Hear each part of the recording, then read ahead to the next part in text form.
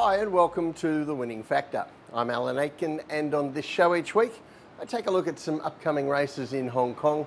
We try to isolate an aspect of the race we might look back on later as having been the guide to finding the winner.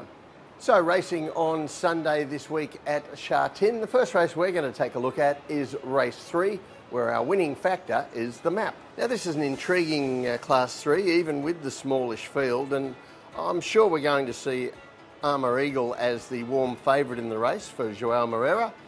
There'll be chances given to the Spirits, Compassion and Team. Gallant Express, he's racing well. And there's an interesting newcomer from the Tony Cruz yard, California Sky. And the three horses that I want to focus on here are Armour Eagle, California Sky and Team Spirit, because not only are they three chances in the race, but they also hold the key to how this race will be run and won.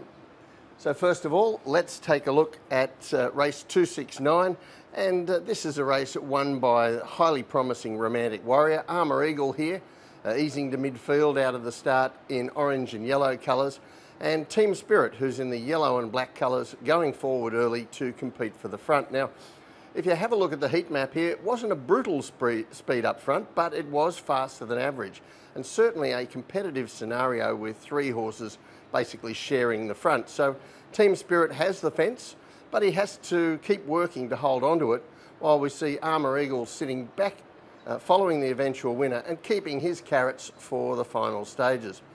Now in the straight, Team Spirit shakes off the other leaders to have the front at the 200 metres, but the winner accelerates far too well, and we see Armour Eagle running on, just gets up in time to grab second in front of Team Spirit.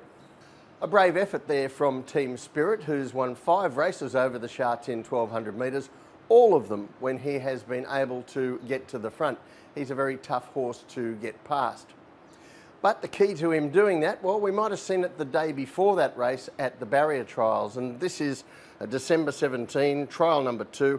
And this is a 1200 metre trial at Happy Valley. Now California Sky, he's in gate 3, orange sleeves with turquoise colours, and he begins well, goes to the lead, and we see him travel quite well, quite kindly in front at an even speed, and his rider lets him slip away around the final turn, and he and another horse come away from the field. Both asked for a little bit of effort, and California Sky holds the narrow decision. Now I know we have quite a few viewers from places overseas where barrier trials are not as familiar to you as they are to people in Hong Kong or perhaps Australia, where barrier trials are a normal part of the training process. And one of the things that you need to understand about barrier trials is that a 1200 metre barrier trial is not as fast as a 1200 metre race. In fact, all barrier trials are run at a slower pace than a race over the same distance. It's not like for like. So when I look at that trial by California Sky, he looks to me more like a horse with the speed to be leading at 1400 metres or 1600 metres, and perhaps not at 1200 metres. And I guess we find that out on Sunday, and it's critical to the map. So we'll take a look at the map. And the map really is the race. There looks to be only 2 players for the front, Team Spirit and California Sky. And if California Sky does have the speed to hold the inside ahead of Team Spirit, then we might have another competitive lead situation, and that will deliver the race to a horse running on like Armour Eagle. But I think Team Spirit might be quick enough to get across California Sky early, lead on the rail, and this time be the controller of the speed. So the tip in race 3, Team Spirit, his winning factor, the map. Now we saw on the replay there that it took Armour Eagle the whole race to get past Team Spirit when he wasn't able to control the pace in front. He's a tough horse to get past if he can, and I think that might be the winning difference on this occasion. The other race I want to take a look at on Sunday is race 9, and our winning factor here, the conversion rate. Quite an open race, this class 4 over 1400 metres, and I'm sure there'll be quite a few given chances in the betting. So a wide open betting race, but good buddy, he's racing well and draws much better this time than his last start. Dandy Years should be improved by his first start for a while recently.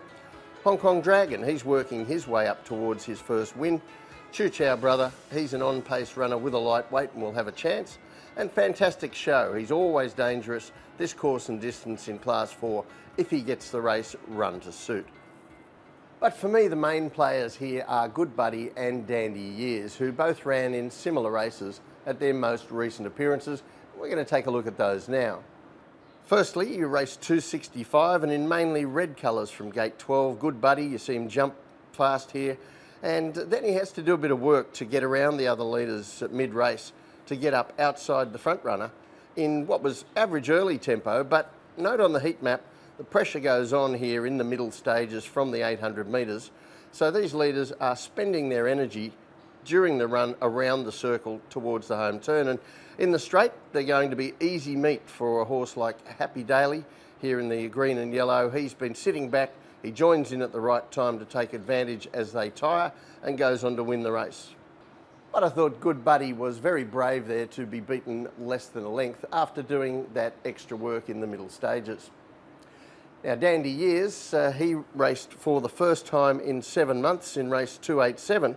He's from gate 8, red with purple sleeves, and he also begins well enough and looks for a similar sort of trip to what we saw from Good Buddies. But you can see there's less pressure in the early and middle stages here, and he finds his way into a better position as well. Too wide with a trail, and then in the straight he comes out. The winner, Sight Spirit, is underneath him and runs away with it.